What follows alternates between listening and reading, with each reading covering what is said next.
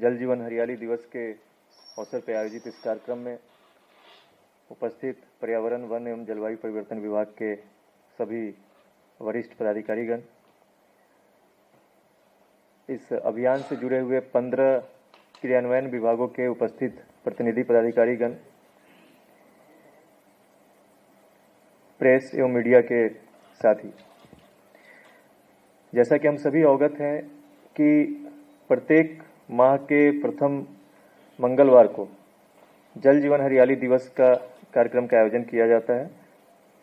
इस महीने प्रथम सप्ताह में छुट्टियों के कारण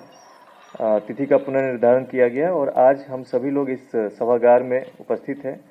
और जो परिचर्चा का विषय है कि छोटी नदियां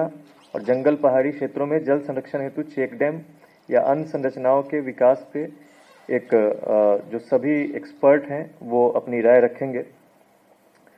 मैं मिशन निदेशक के तौर पे जो बाकी क्रियान्वयन विभाग हैं और खास करके आज पर्यावरण, वन एवं जलवायु परिवर्तन विभाग की ओर से जहां इस कार्यक्रम का आयोजन किया गया है, उनके द्वारा विगत 3 वर्ष में जो सहयोग प्राप्त हुआ है और माननीय मुख्यमंत्री महोदय के स्तर से जो निर्देश समय समय पे मिले हैं, एक महत्वाकांक्षी अभियान की जैसे शुरुआत की गई थी,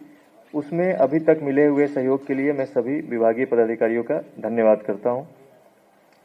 2 अक्टूबर 2019 को जब इस अभियान की शुरुआत हुई थी, उसके पहले ही लगभग मुझे जहां तक याद आ रहा है जुलाई महीने के बाद ही जब एक विधान मंडल का संयुक्त सत्र का आयोजन हुआ था और उसके बाद अगस्त ऑनवर्ड जागरूकता कार्यक्रम का आयोजन शुरू किया गया था। उसी जागरूकता अभियान की कड़ी में ये डिसाइड हुआ था कि एक रोस्टर बनेगा और हर एक विभाग को प्रत्येक महीने के प्रथम मंगलवार को एक परिचर्चा का आयोजन कराना होगा। अभी जिस विषय को रखा गया है, हम सभी जानते हैं कि अभियान में कुल 11 कंपोनेंट हैं। ये जो विषय है आज का, वो इस अभियान के 5वें कंपोनेंट के रूप में चिन्हित है। इस कंपोनेंट पे पर्यावरण, वन एवं जलवायु परिवर्तन विभाग के अतिरिक्त भी 4 अन्य विभाग हैं जिनके द्वारा इस पे काम किया जाता है। जैसा प्रधान सचिव सर ने भी कहा कि पर्यावरण, वन एवं जलवायु परिवर्तन विभाग के द्वारा जो वन क्षेत्र है, जो 9% से अधिक है पूरे राज्य का, वहां पे ये वन क्षेत्र में चेक डैम, गार्डलैंड ट्रेंच, कंटूर ट्रेंच और इस तरह के सिमिलर जो स्ट्रक्चर है उसका निर्माण कराया जाता है। इसी तरह से लघु जल संसाधन विभाग के द्वारा जो गैर वन क्षेत्र है उसमें वियर चेक डैम का निर्माण होता है। ग्रामीण क्षेत्र में मनरेगा के माध्यम से जो नहर नाले हैं वहां पे छोटे छोटे चेक डैम का निर्माण कराया जाता है। इसी प्रकार पंचायती राज विभाग के द्वारा 15वें वित्त आयोग के निधि से भी ग्रामीण क्षेत्र में चेक डैम निर्माण का स्कोप है। और 5वां विभाग है कृषि, जहां सिंचाई कार्य हेतु जो नहर नाले हैं वहां पे चेक डैम का निर्माण करके सिंचाई का कार्य करवाया जाता है। तो इस तरह से इस कंपोनेंट पे भी 5 विभाग हैं जो काम कर रहे हैं। तो बेहतर कन्वर्जेंस हो उसके लिए भी इस तरह के कार्यक्रमों का आयोजन कराया जाता है। और मुझे ये बताते हुए खुशी है कि जैसे 2019 से 22 के बीच में काम हुआ है, उसी प्रकार जब अवधि विस्तार हुआ 2022 से 25 के बीच में, तो इस अवधि में पर्यावरण, वन एवं जलवायु परिवर्तन विभाग के द्वारा जो MIS का रिपोर्ट है, इस कंपोनेंट में 5040 कार्य प्रारंभ किए गए हैं, जिसमें से 3986 कार्य अभी तक पूर्ण किए गए हैं। ग्रामीण विकास विभाग के द्वारा, कृषि विभाग, लघु जल संसाधन विभाग और पंचायती राज विभाग के द्वारा भी वर्क टेकअप हुए हैं और उस पर जो लक्ष्य है उसके अनुरूप कार्य किया जा रहा है। इस अवयव के अगर उद्देश्यों की चर्चा करें तो 3 मुख्य उद्देश्य हैं।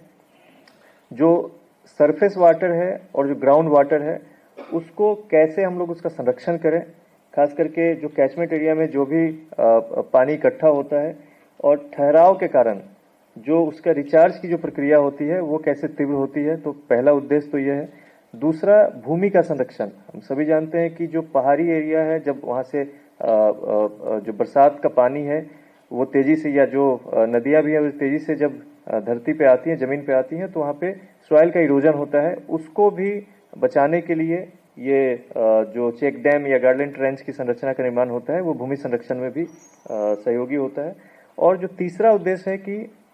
सिंचाई कार्य के लिए जो हमें पानी मिलता है, जो नदी और नहर से, नाले से, चेक डैम के माध्यम से हम उन क्षेत्रों में पानी को ले जाते हैं जहां पे या तो वाटर डेफिसिट एरिया है या जहां पे सिंचाई के लिए तत्काल पानी उपलब्ध नहीं होता है। तो ये 3 प्रमुख उद्देश्य हैं जिसपे इस कंपोनेंट के माध्यम से इंटरवेंशन किया जा रहा है।